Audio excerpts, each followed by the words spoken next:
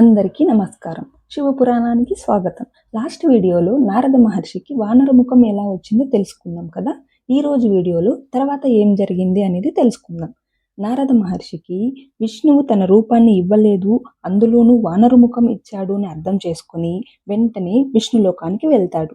వెళ్ళి అక్కడున్న విష్ణువుని దూషించడం స్టార్ట్ చేస్తాడు. శ్రీహరి, నీవు కపటదారుడవు, ఇతరుల ఉత్సాహంను గొప్పతనము సహించలేవు. విష్ణుదేవ, కపటముతో నిండిన నీ పన్నాగము నా మీద ప్రయోగించావు. నీకు ఇలాంటివి ఎక్కువ ఇష్టం కదా. నీ స్వభావము మంచిది కాదు. నీవు నాకు చేసిన ద్రోహానికి తప్పక గుణపాఠం చెప్తాను.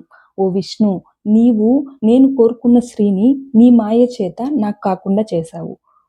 నేను నిన్ను శపిస్తున్నాను. నీవు ఒక స్త్రీ కొరకు నన్ను మోసం చేశావు కనుక నాకు నీవిచ్చిన స్వరూపముతోనే నువ్వు మనుషుడు వగుదువుగాక.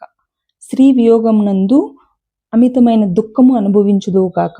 అజ్ఞానముచే మోహితులైన మనుషుల వలె నీ స్థితి కూడా అలాగే ఉందుగాక అని నారదముని విష్ణువుని శపిస్తాడు.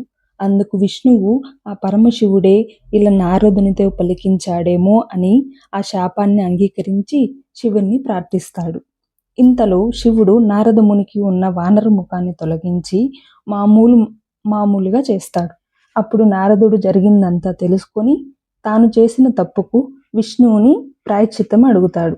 దానికి విష్ణువు, నారద, బాధపడకు, ఇదంతా ఆ పరమాత్ముడైన శివుడే చేయించాడు కనుక నీవు ఆయనను స్తుతించు, ఆయనను ప్రార్థనలతో ఆయనకు నిత్యం ధ్యానించు.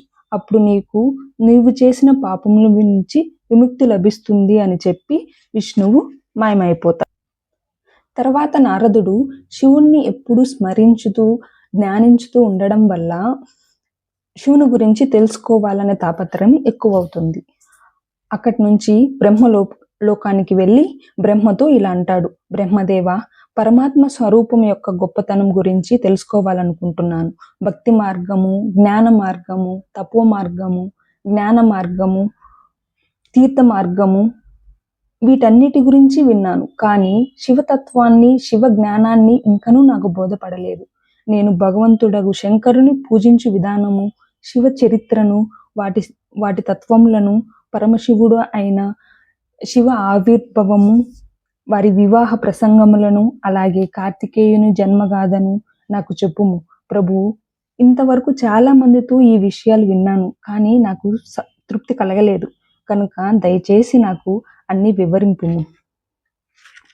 విన్నారు కదా అండి. నెక్స్ట్ వీడియోలో పరమశివుడు గురించి పూర్తి వివరాలు తెలుసుకుందాం. ఇలాంటి వీడియోలు మీ ముందు ఉంచడానికి నేను ఎల్లప్పుడూ ప్రయత్నిస్తుంటాను. మీరు చేయవలసిందల్లా నా ఛానల్ని సబ్స్క్రైబ్ చేసుకోవడం. మరెందుకు ఆలస్యం, వెంటనే subscribe my channel. Thank you.